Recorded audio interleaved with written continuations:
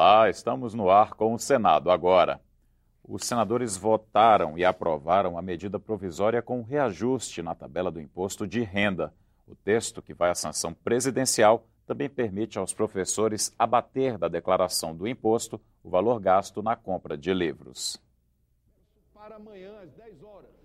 A nova tabela do imposto de renda de pessoa física já vem sendo aplicada desde o mês de abril.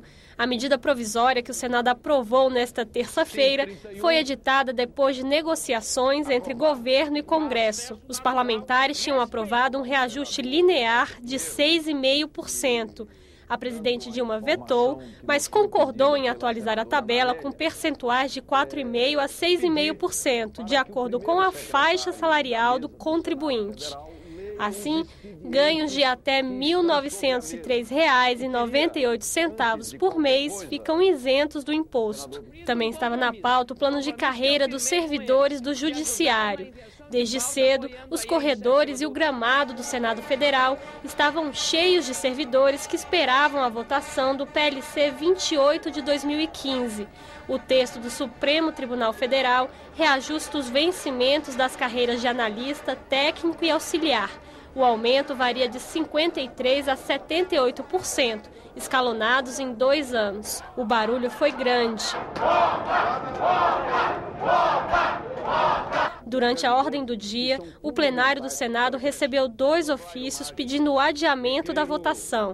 Um deles veio do ministro interino do Planejamento, o outro do presidente do Supremo Tribunal Federal. No texto, eles pedem que o Senado espere o fim das negociações para apreciar o aumento. Parte dos senadores defendeu que o projeto fosse votado, mesmo com o risco de veto.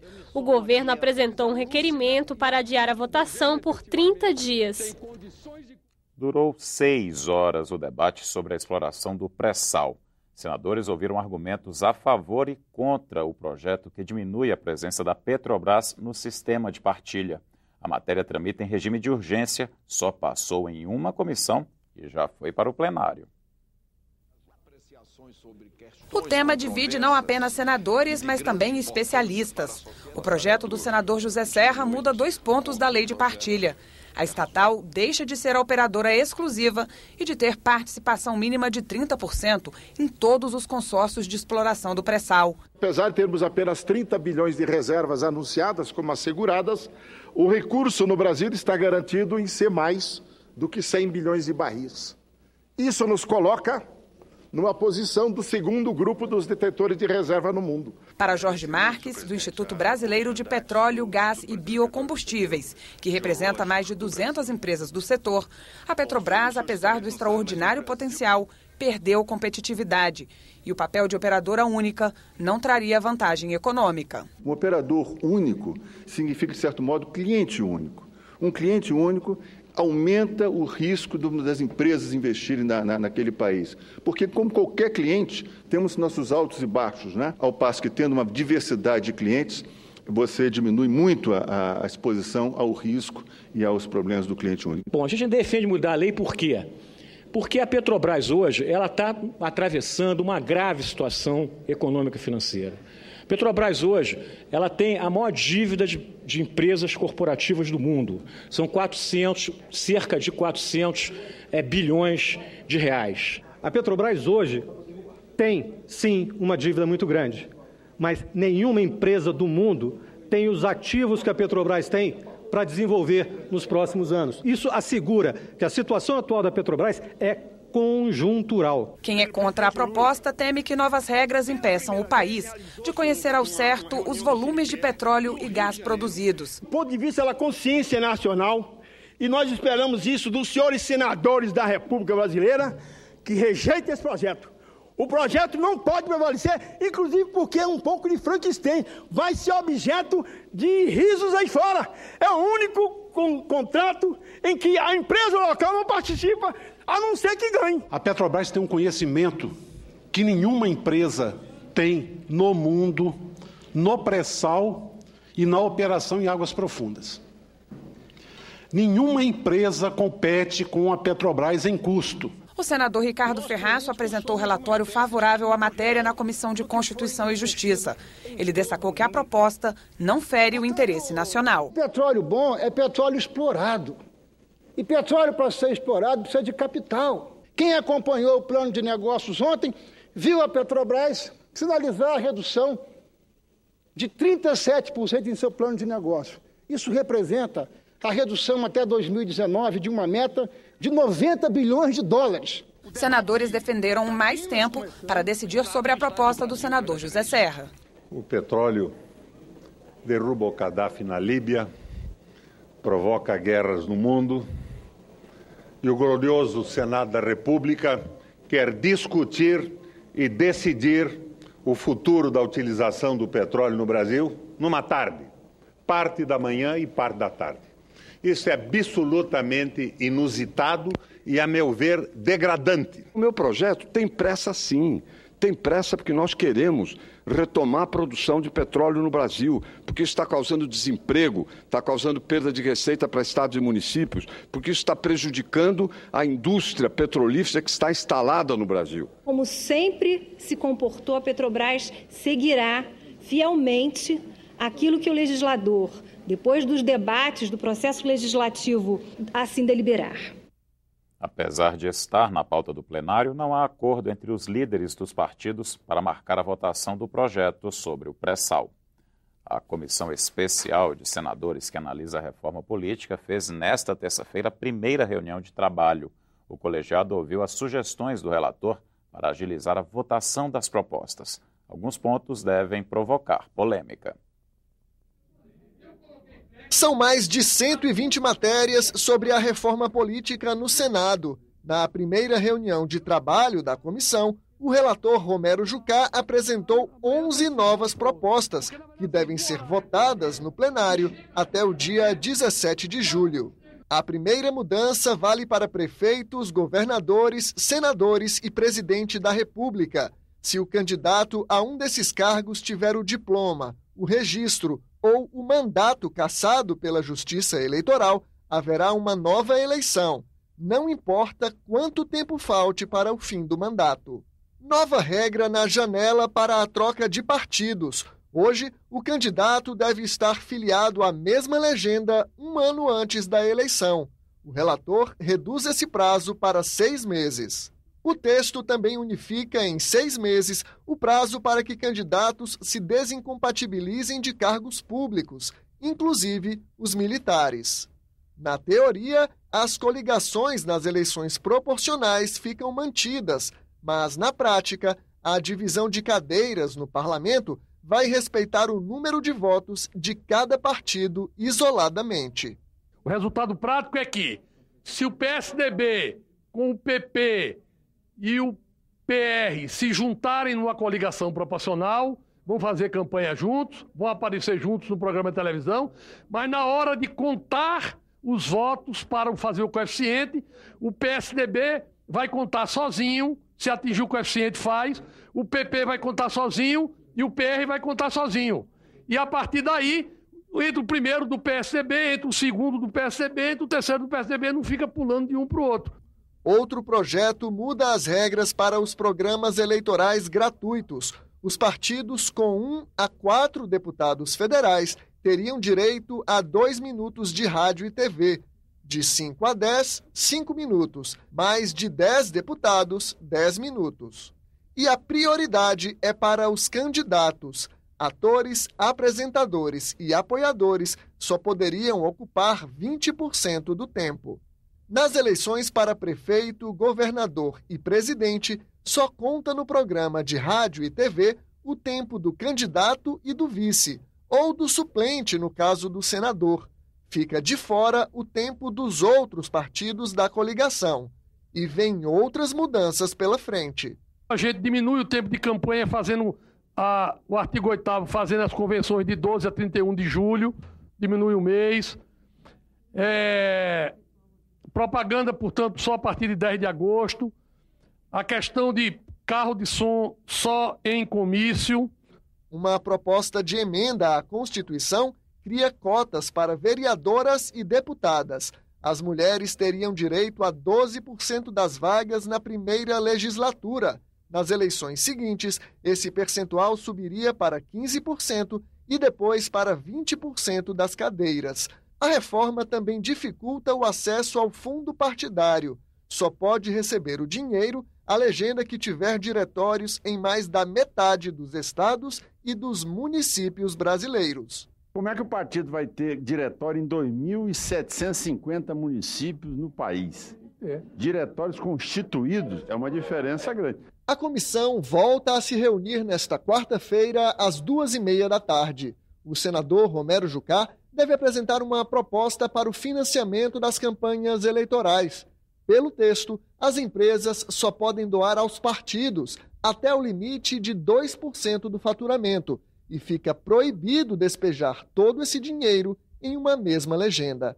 Para os parlamentares, mudar as regras de financiamento é o maior desafio da reforma política. A gente tem que ter cuidado de não aprovar o financiamento privado da forma como acontece hoje, ou seja, a empresa depositando o dinheiro no partido político, porque continua a mesma suspeita, continua a mesma desconfiança. O ideal seria que nós fizéssemos um outro tipo de financiamento privado, isto é, aceitando que o financiamento privado fosse direto no fundo partidário. A Comissão Parlamentar de Inquérito do HSBC aprovou nesta terça-feira requerimentos para a quebra de sigilo fiscal e bancário de clientes investigados por denúncias de operações irregulares com o banco. O ex-prefeito de Niterói, no Rio de Janeiro, Jorge Roberto da Silveira, e o ex-diretor da Companhia Paulista de Trens Metropolitanos, Ademir Venâncio de Araújo, estão entre as pessoas que tiveram o sigilo quebrado. Ainda foi aprovado pela CPI um requerimento pedindo que o banco envie à comissão uma lista completa dos brasileiros que possuíam conta na unidade do HSBC na Suíça entre 2006 e 2007.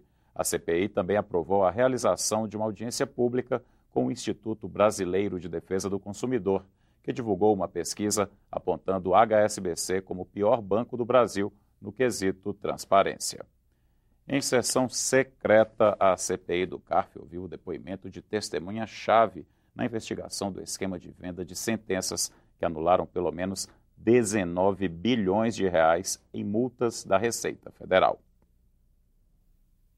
A cada ano, milhões de brasileiros declaram imposto de renda. Em caso de erro, o contribuinte, cidadão comum, pode até recorrer, mas não terá a menor influência sobre quem vai julgar o seu caso. Para os grandes, porém, existe o CARF, Conselho Administrativo de Recursos Fiscais. E se você soubesse que bancos, grandes empresas de comunicação, montadoras de automóveis podem ter subornado conselheiros do CARF para reduzir ou até anular multas impostas pela Receita Federal? A CPI, que investiga a venda de sentenças no CARF, ouviu hoje 3 convocados. Todos obtiveram habeas corpus do Supremo Tribunal Federal, garantindo o direito de permanecer em silêncio.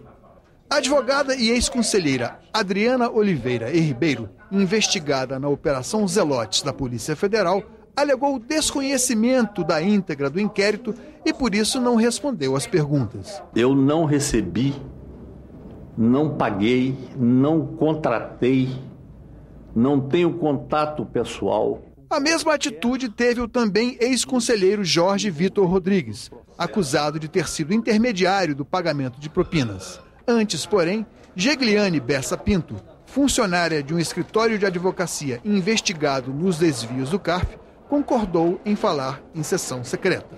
Ela prestou informações valiosas, ela contribuiu muito, foi uma coisa sigilosa, está a cargo aí da Vanessa, que é a relatora do presidente, mas posso assegurar que ela prestou informações valiosas que vai contribuir muito para chegar àqueles que são culpados pelo desvio de recursos, deu detalhes de como era o esquema, como acontecia dentro dos gabinetes o centro de traficância, de jogo de interesse, de poder, para que não acontecesse o pagamento dos autos de infração. Pressão intensa, metas confusas, tempo controlado até para ir ao banheiro. É a rotina de quase 1,5 milhão de operadores de telemarketing no Brasil. Em audiência pública na Comissão de Direitos Humanos, eles pediram melhores condições de trabalho e um piso salarial para a categoria. Essas moças representam 1,5 milhão de brasileiros operadores de telemarketing, categoria que reclama de condições desumanas de trabalho, onde a pressão por resultados e o assédio moral são constantes. Falaram que é só apenas um número, que não se for para nada. A empresa pagava a gente, a nossa comissão, e a gente não tinha direito de questionar. Porque a gente reclamou das metas, tudo do que estava acontecendo lá. A nossa supervisora falou que se a gente não estivesse gostando, que a gente fosse até a ponte e se jogasse. Segundo especialistas ouvidos em audiência pública na Comissão de Direitos Humanos do Senado, quase 80% dos operadores de telemarketing são mulheres, e a maioria jovens de 18 a 25 anos. Muitos, no primeiro emprego, já se deparam com controle atípico do tempo de trabalho. No caso de 6h20, tem 20 minutos para um lanche, tá? Eles dão 20 minutos de lanche e te dão mais 10 minutos para você poder usar o banheiro. E fora esse tempo, eles proíbem você de utilizar o banheiro. Você não pode ter problema nenhum. E quando você usa e sai fora dessa regra deles, você é advertido. Na segunda advertência, eles vão te dando dinheiro do seu pagamento. Na terceira, eles te dão 2 a 3 dias de suspensão. Até te forçando, e falam pra gente que pode te mandar por justa causa por causa disso. Tiago Santos, do Sindicato dos Trabalhadores em Telemarketing de Pernambuco, apresentou dados do Ministério do Trabalho que contabilizam 35 mil atestados médicos em apenas uma empresa de Recife, entre 2010 e 2013. Doenças do ouvido, infecções urinárias, doenças respiratórias, devido à falta de manutenção dos ar-condicionados e a aglomeração de pessoas, diarreia e depressão. A perversidade do sistema, ela nasce na contratante. Então, assim, é muito importante. O Ministério do Trabalho vem fazendo um trabalho muito sério e muito importante de transferir a responsabilidade do que vem encontrando dentro das operadoras de teleatendimento, transferir essa responsabilidade para o contratante. A categoria reivindica uma lei que assegure melhores condições de trabalho e um piso salarial que seja o mesmo em todo o Brasil. Dentro do estado de São Paulo, nós temos um piso mínimo 920. Só que nenhuma empresa do estado de São Paulo, nem Lugar, nem Contax, nem Motiva, nem Atento, nenhuma de telemarketing querem pagar ele. Mas o que acontece que a Contax fez? Está mandando 800 funcionários embora já, vai mandar mais, está pegando os postos de serviço daqui e mandando para Paraíba. Por quê? Na Paraíba, infelizmente, é terra de ninguém. Lá eles pagam menos que R$700, aí quando joga descontos e tudo, o trabalhador não ganha nem R$400, R$500. E a gente tendo um piso mínimo digno a nível nacional, não vai ter mais a chantagem que as empresas utilizam com sindicatos. Bom, ou você fica quietinho, ou não mobiliza, não pede um salário justo, ou a gente sai daqui, viu? Nós nos comprometemos a fazer mais 2 audiências públicas. Na próxima, chamar os empresários, depois chamar 4 representantes do empresário e 4 dos trabalhadores para dialogarem e buscar uma solução. Também apresentaremos um projeto para a regulamentação da profissão de telemarketing e também vamos aprovar, nesse mesmo projeto, a garantia de um piso salarial decente para esses profissionais. E voltamos a falar da ordem do dia desta terça-feira. O requerimento de adiamento da votação do projeto que concede reajuste aos servidores do Judiciário foi rejeitado. Com isso, a proposta foi aprovada pelos senadores da mesma forma que veio da Câmara e segue para a sanção. O líder do governo já avisou que o texto deve ser vetado pela presidente Dilma Rousseff. Você terá outras notícias a qualquer momento em nossa programação. Encerramos esta edição com imagens da exposição Subjetividade Feminina e Emancipação pela Arte, que reúne obras de artistas plásticas italianas sobre características femininas. A mostra está no Salão Negro do Congresso Nacional até o dia 10 de julho e a visitação é gratuita. Até a próxima!